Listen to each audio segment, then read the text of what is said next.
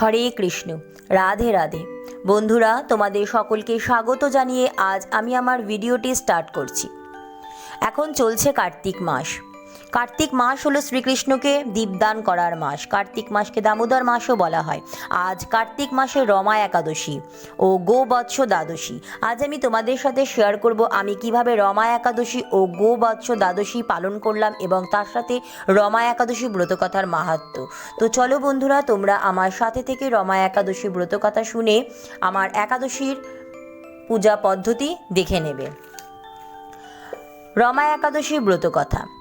এক সময় যুধিষ্ঠির মহারাজ শ্রীকৃষ্ণকে বললেন, হে জনার্দন, কার্তিক মাসে কৃষ্ণপক্ষের একাদশীর নাম ও মাহাত্ম্য কৃপা করে আমায় বলুন। শ্রীকৃষ্ণ বললেন, হে রাজন, মহাপাপ দূরকারী সেই একাদশী রমা নামে বিখ্যাত। আমি এখন এর মাহাত্ম্য বর্ণনা করছি, আপনি মনোযোগ সহকারে শ্রবণ করুন। পুরাকালে মুচুকুন্দ নামে একজন সুপ্রসিদ্ধ রাজা ছিলেন। দেবরাজ ইন্দ্র, যম, বরুণ ও ধনপতি কুবেরের সাথে তার বন্ধুত্ব ছিল।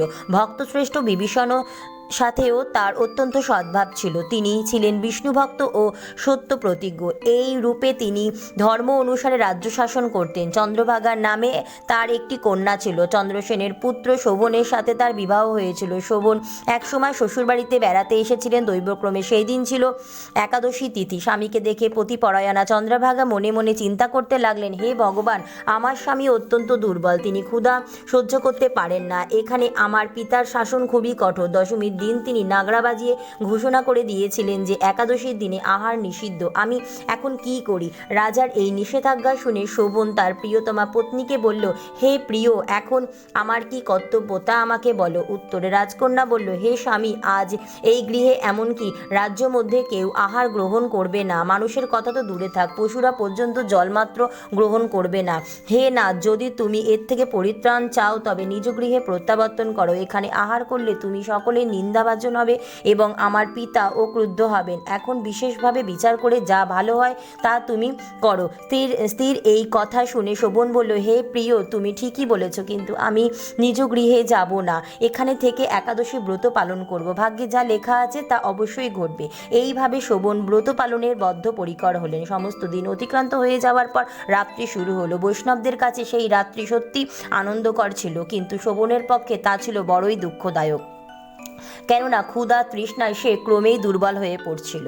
এইভাবে রাত্রি অতিবাহিত হলে সূর্যোদয়ে কালে তার মৃত্যু হলো। রাজা মুচুকুন্দ সাড়ম্বরে তার শবদাহ কার্য সুসম্পন্ন করলেন। চন্দ্রভাগা স্বামীর অন্ত্যেষ্টি ক্রিয়া সমাপ্ত করে পিতার আদেশে নিজ গৃহেই বাস করতে পিতৃগৃহে বা নিজ গৃহেই বসবাস করতে লাগলেন। কালক্রমে রমা ব্রত প্রভাবে শোভন মন্দরাচল শিখরে অনুপম সৌন্দর্য বিশিষ্ট এক রমণীয় দেবপুরী প্রাপ্ত হলেন। এক সময় মুচুকুন্দপুরের সোম শর্মা নামে এক ব্রাহ্মণ তীর্থভ্রমণ করতে করতে সেখানে উপস্থিত হলেন। সেখানে রত্নমণ্ডিত বিচিত্র স্ফটিত খচিত সিংহাসনে রত্নালঙ্কার ভূষিত রাজা শোভনকে দেখে তিনি তার কাছে এলেন। গন্ধর্ব অপ্সরাগণ দ্বারা নানা উপাচারে সেখানে তিনি পূজিত হচ্ছিলেন। রাজা মুচুকুন্দের জামাতারূপে ব্রাহ্মণ তাকে চিনতে পেরে তার কাছে গেলেন। শোভনও তাকে দেখে সে আসন থেকে উঠে এসে তার চরণ বন্দনা করলেন। শ্বশুর মুচুকুন্দ ও স্ত্রী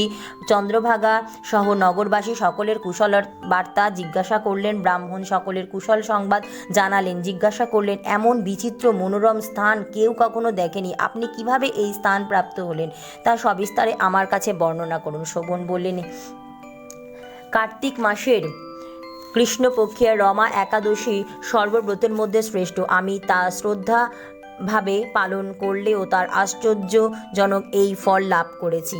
আপনি কৃপা করে চন্দ্রভাগাকে সমস্ত ঘটনা জানাবেন। সোম শর্মা মুচুকুন্দপুরে ফিরে এসে চন্দ্রভাগার কাছে সমস্ত ঘটনার কথা জানালেন। ব্রাহ্মণের কথা শুনে অত্যন্ত আনন্দিত হলেন চন্দ্রভাগা।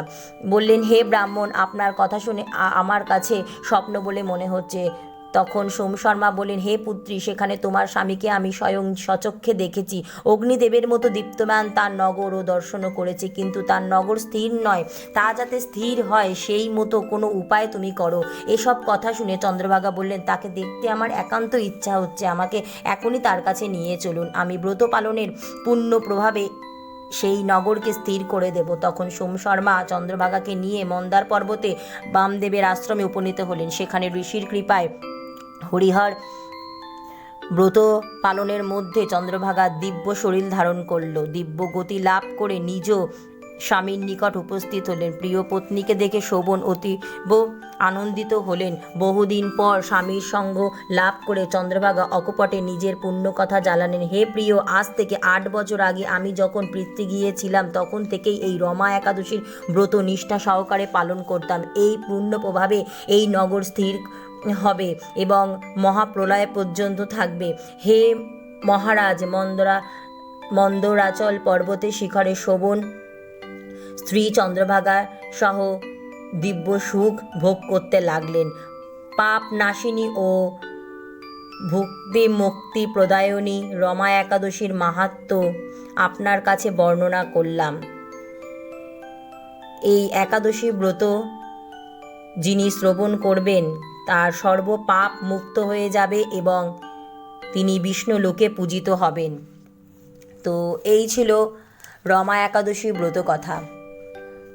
তো আমি আমার গোপাল সোনা এবং গোমাতাকে পঞ্চামৃত দিয়ে অভিষেক করিয়ে সাজ শৃঙ্গার করে চরণে তুলসী পাতা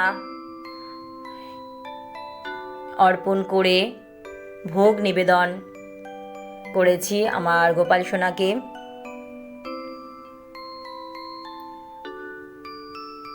নিজ হাতেই খাইয়ে দিলাম আর বাসিটা এখন পাশে রাখলাম। এখন আমার গোপাল সোনা নিজ হাতেই খেয়ে নেবে।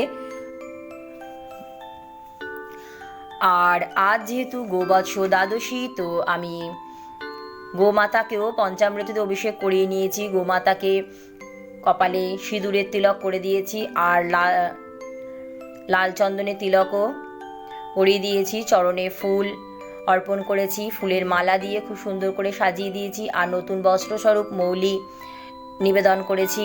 আর গোমাতার জন্য ভোগের থালা সাজিয়ে নিচ্ছি। খই, মিষ্টি, গোটা ফল আর গোমাতার জন্য গুড়। গোমাতাকে আমরা প্রতিদিন একটু একটু করে গুড় দেব, কারণ বিশ্বাস করা হয় যে গোমাতাকে রোজ গুড় খাওয়ালে গোমাতার যে দুধ সেটা মিষ্টি হবে। আর গোমাতার দুধ আমাদের গোপাল সোনাই পান করে। তো গোমাতার প্রিয় ঘাস আমি গোমাতাকে ভোগ নিবেদন করেছি। ভোগের থালায় একটু ফুল দিয়ে গোমাতাকে ভোগ নিবেদন করছি।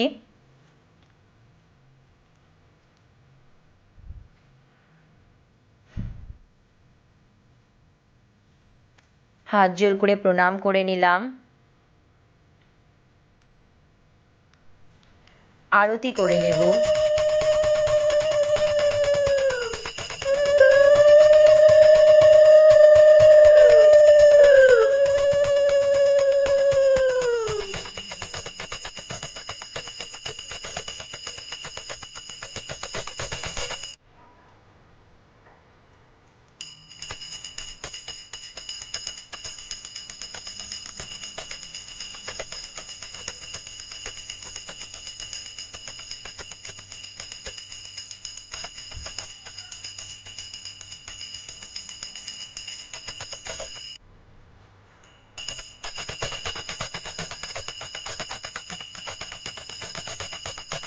ধূপকাঠি, তেলের প্রদীপ, জলশঙ্খ, ঘিয়ের প্রদীপ,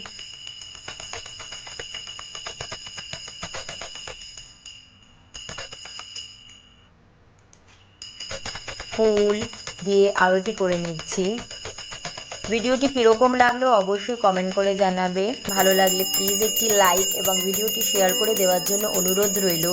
যে সমস্ত ফ্রেন্ডস আজকে আমার চ্যানেলটা প্রথমবার দেখছো, এখনও চ্যানেলটা সাবস্ক্রাইব করোনি, প্লিজ আমার চ্যানেলটা সাবস্ক্রাইব করে পাশে বেল বাটনটা অন করে নেবে, যাতে আমি যখন নতুন নতুন ভিডিও আপলোড করব সবার প্রথম নোটিফিকেশান খুব তাড়াতাড়ি তোমরা পেয়ে যাও।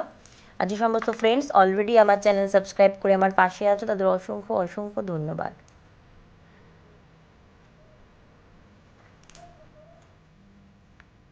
চলে এসেছি তুলসী মন্দিরে। তুলসী মন্দিরে সবার প্রথম জল দিয়ে নিচ্ছি। তুলসী মাতাকে জল দিলাম আর তুলসী মাতাকে ফুল অর্পণ করছি।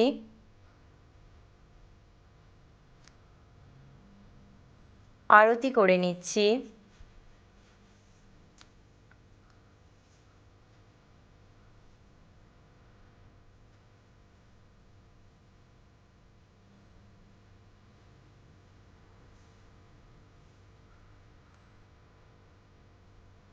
অনেক অনেক ধন্যবাদ ভিডিওটি দেখার জন্য। রাধে রাধে।